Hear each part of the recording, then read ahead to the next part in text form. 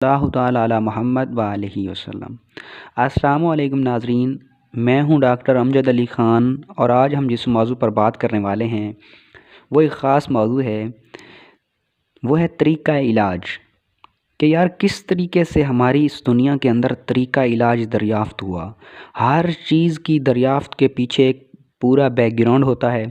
کچھ وجوہات ہوتی ہیں، کچھ ایسے انسیڈنٹ ہوتے ہیں، کچھ ایسے واقعات ہوتے ہیں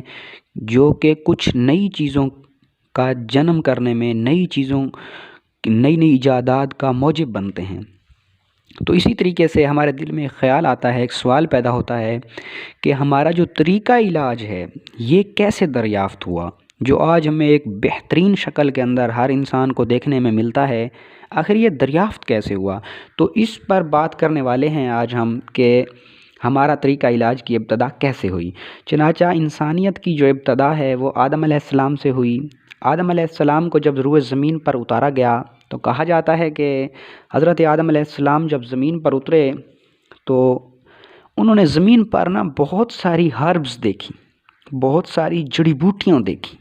اور جڑی بوٹیوں نے ہی آگے بڑھ کے ان کو ویلکم کہا زمین پر۔ تو حضرت آدم علیہ السلام اور اماں حوا کے آپس کے ریلیشن شپ سے انسانیت کی تعداد میں آہستہ آہستہ اضافہ ہونے لگا، اور یہ ابتدائی لوگ آج کے موجودہ دور کے انسانوں سے ان کی رہن سہن بہت ہی ڈیفرنٹ تھا، کیونکہ یہ لوگ جنگلات میں رہا کرتے تھے۔ ان لوگوں کو کوئی خاص سینس، شعور اور آگاہی نہیں ہوتی تھی، اور یہ لوگ کچا گوشت کھایا کرتے تھے،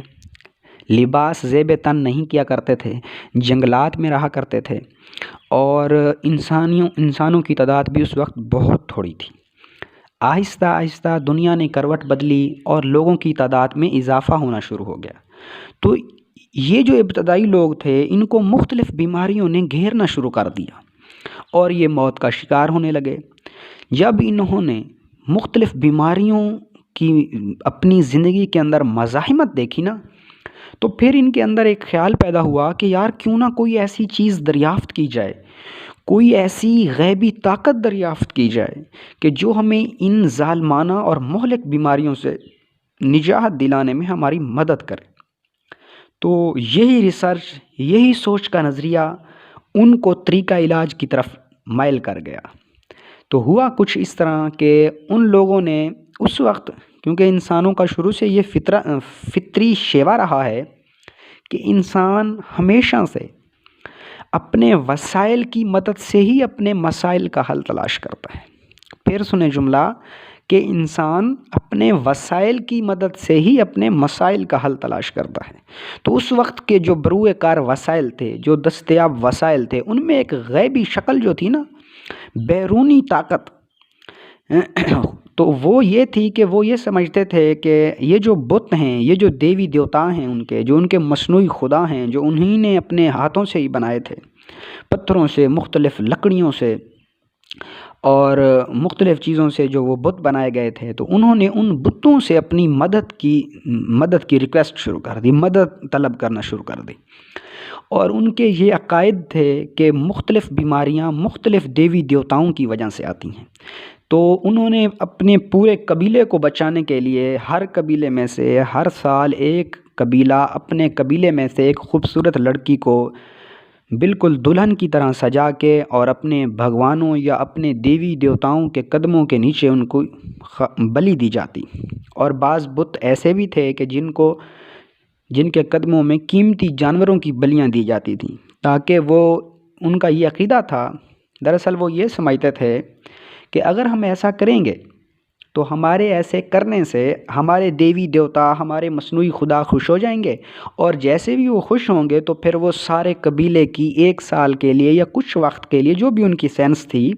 یعنی کچھ وقت کے لیے وہ ان کی جان بخشی کر دیں گے، اور مختلف بیماریاں یا وہ خاص بیماری جس سے وہ منسوب دیوی تھی وہ ان پر مسلط نہیں کرے گی۔ اس طریقے سے پورے قبیلے کی جان ایک شخص کی جان دینے سے ایک سال کے لیے یا کچھ وقت کے لیے بچ جاتی۔ تو اسی نظریے کو لے کے وہ قبیلے کے لوگ چلتے رہے۔ آخر کار انہی قبیلے کے لوگوں کے اندر بغاوت پیدا ہوئی، اور انہوں نے اس طریقے کو ظالمانہ اور جاہلانہ کہہ دیا، اور اس کی باقاعدہ بغاوت شروع کر دی۔ اور انہی قبیلے میں سے چند لوگوں کو اللہ نے فہم و فراست سے نوازا، اور اسی فہم و فراست کو بروئے کار لاتے ہوئے انہوں نے اپنے ارد گرد کے ماحول کا بغور جائزہ لیا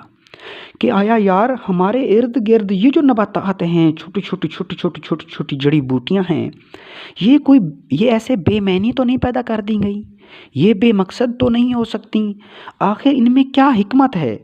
آخر انسانیت کے ساتھ ان کا کوئی نہ کوئی ریلیشن شپ ضرور ہے۔